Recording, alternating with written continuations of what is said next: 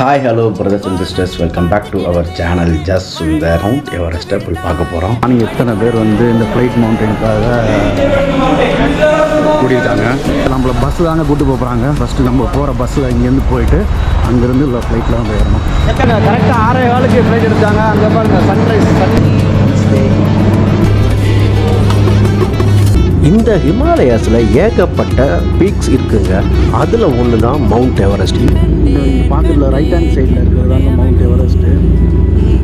இதுதான் world highest பீக்கு. இது மொத்தம் 8850, அதாவது 8849 ஃபீட் ஹைட்டு.